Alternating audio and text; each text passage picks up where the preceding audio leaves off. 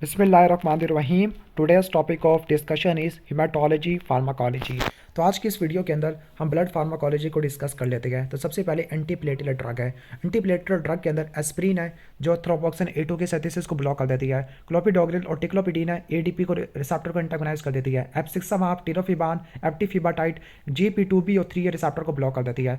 अब जो drugs thromboxane A2 पर जाके बाइंड करती है तो वह असल में साइक्लोऑक्सीजिनेज टाइप 2 वगैरह और टाइप 1 एंजाइम को इनहिबिट कर देती है। अब ये प्रोस्टाग्लैंडिन होती है और थ्रोम्बोक्सिन होती है। कैसे बनती है? फास्फोलिपिड पहले एराकिडोनिक एसिड में कन्वर्ट होता है, फिर प्रोस्टाग्लैंडिन को बनाने वाला साइक्लोऑक्सीजिनेज पाथवे या ल्यूकोट्राइन को बनाने वाला ल्यूकोट्राइन पाथवे है। थ्रोम्बोक्सिन A2 ने नॉर्मली प्लेटलेट की एग्रीगेशन करानी होती है, प्रोस्टासाइक्लिन ने एग्रीगेशन को इनहिबिट करना होता है।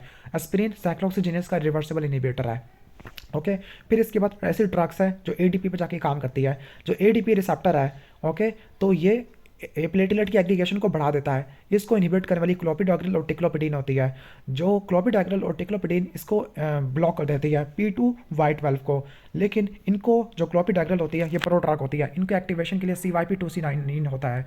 जो CYP2C19 ये ओमिप्राजोल से इनहिबिट होता है। ओके, यानी जो ओमिप्राजोल होती है क्लोपिडोग्रिल की एक्टिवेशन को मिनिमाइज कर देती है। और CYP2C9 और CYP2C19 ये दोनों क्लोपिडोग्रिल की एक्टिवेशन कराती है। इसके बाद प्रोसेग्रिल है। प्रोसेग्रिल क्लोपिडोग्रिल जैसा है लेकिन ये इरिवर्सिबल इनहिबिटर होता है। ATP का फास्टर एक्टिंग होता है और ये पहले से एक्टिव होता है लेकिन स्ट्रोक के अंदर उसको नहीं देते। ठीक है, इसके बाद GP2B और 3 इनहिबिटर, तो ये स्ट्रॉन्गेस्ट एंटीप्लेटलेट ड्रग होती है। इसमें एप्सिक्सामाब, टिरोफिबान, एप्टीफिबाटाइड है। इसके बाद drugs acting on thrombin receptor, तो थ्रोम्बिन को ब्लॉक करने वाली ड्रग कौन कौन सी होती है? ओके, तो इसका निमोनिक होता है PAR।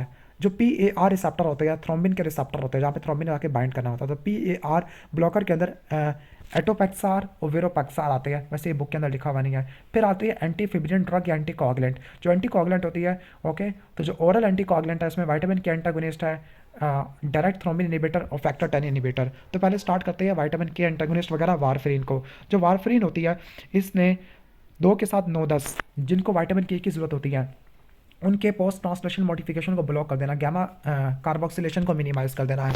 वारफिन की ये प्रॉपर्टी होती है कि ओरल एंटीकोगुलेंट होती है, विटामिन के की सिंथेसिस को ब्लॉक कर देती है। ठीक है, ओके, 4 से लेकर 5 दिन लगते हैं एक्शन करने के अंदर, स्लो ऑनसेट होता है।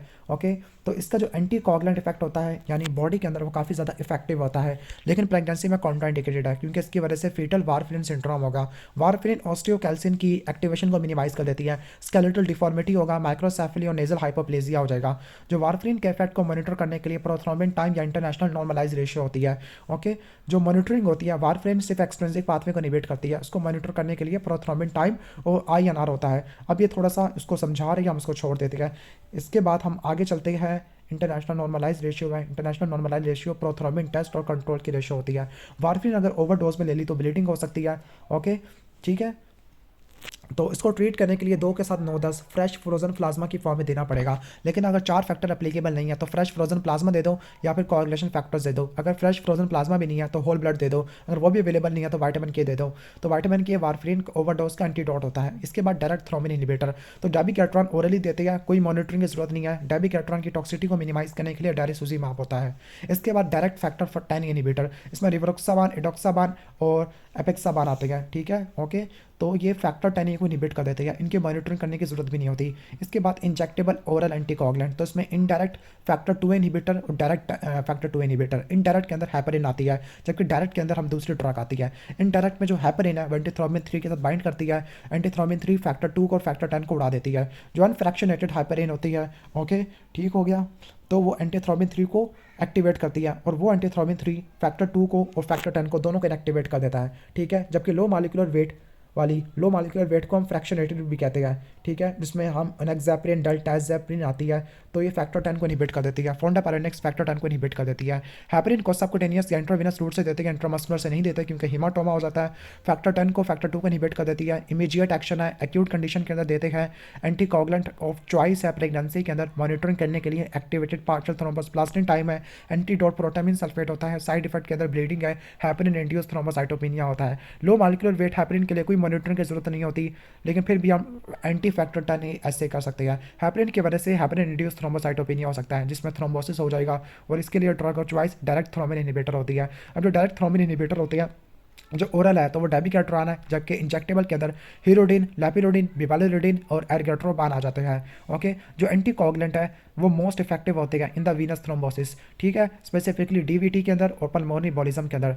तो थ्रोम्बोलिटिक टिश्यू प्लाज्मिनोजन एक्टिवेटर या फिब्रिनोलिटिक ड्रग के अंदर प्लाज्मिन है, प्लाज्मिन थ्रोम्बस को रिमूव कर देता है, प्लाज्मिनोजन से बनता है। ड्रग्स के अंदर स्ट्रेप्टोकाइनेस, यूरोकाइनेस आती है, ठीक है, जो कि शॉर्ट एक्टिंग होती है, जबकि अल्टेप्लेस, रीटाप्लेस, टिनेक्टाप्लेस लॉन्ग एक्टिंग होती है, बोलस की फॉर्म में देती है। टिनेक्टाप्लेस सबसे ज़्यादा लॉन्गेस्ट एक्टिंग होती है। स्ट्रेप्टोकाइनेस स्ट्रेप्टोकोकस से डिराइव किया जाता है, एलर्जी हो सकती है, एंटीबॉडीज प्रोड्यूस हो सकती है, जबकि रिकॉम्बिनेंट टिश्यू प्लाज्मिनोजन एक्टिवेटर के अंदर रीटाप्लेस, टिनेक्टाप्लेस और अल्टाप्लेस होती है। कोई एलर्जी नहीं होती, कोई एंटीबॉडी की फॉर्मेशन नहीं होती। थ्रोम्बोलिटिक की ओवरडोज हो जाए तो ब्लीडिंग हो सकती है। इसको एंटीडोट के लिए एप्सिलॉन अमाइनो कैप्रोइक एसिड और एग्जामिक एसिड होता है। इसके बाद ड्रग्स अफेक्टिंग द सेल, इसके बाद हिमाटेनिक्स है। हिमाटेनिक्स न्यूट्रिशनल सब्सटेंस है जो ब्लड को बनाते हैं, लाइक आयरन है, आयरन की डेफिशिएंसी हो जाए तो माइक्रोसिटिक एनीमिया, फोलिक एसिड और विटामिन B12 की डेफिशिएंसी हो जाए तो मेगालोब्लास्टिक एनीमिया होता है। Microcytic hypochromic anaemia iron deficiency anaemia होता है। न्यूट्रिशनल डेफिशिएंसी हो सकती है, ब्लड लॉस हो सकता है, या हुक वार्म का इन्फेस्टेशन है, तो उसको ट्रीट करने के लिए आयरन की टैबलेट्स देती है ओरल रूट से, ठीक है, ओके। तो अर्लीस्ट रिस्पॉन्स में रेटिकुलोसाइटोसिस होता है। जो इंजेक्टेबल आयरन है उसमें आयरन डेक्स्ट्रॉन है, इंट्राविनस या इंट्रामस्कुलर फॉर्म में देते हैं, ये आयरन सोर्बिटोल सिट्रेट देते हैं, ठीक हो गया, ओके। जो मेगालोब्लास्टिक एनीमिया फोलिक एसिड की वजह से या विटामिन B12 की वजह से होता है, बाकी चीज़ों को हम यहाँ पे स्टडी नहीं कर रहे।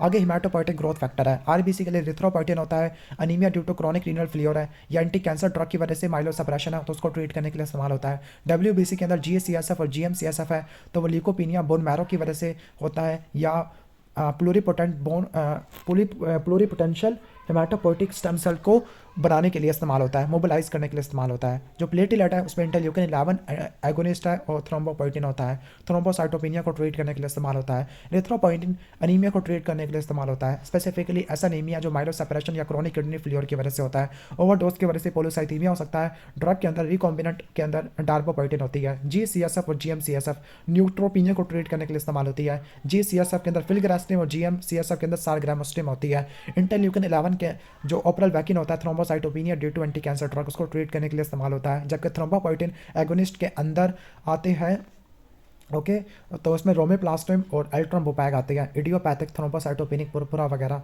को ट्रीट करने के लिए इस्तेमाल करते हैं, नहीं इडियोपैथिक थ्रोम्बोसाइटोपिनिया वगैरह ये लिखा हुआ है, ओके। इसके बाद हम यहाँ पे ख़त्म हो जाते हैं हेमाटोलॉजिकल फार्माकोलॉजी। अगर आपको वीडियो अच्छी लगी है तो वीडियो को लाइक कर देना, चैनल पर नहीं हो तो सब्सक्राइब कर देना। मिलते हैं नेक्स्ट वीडियो के अंदर, तब तक के लिए अल्लाह हाफिज़।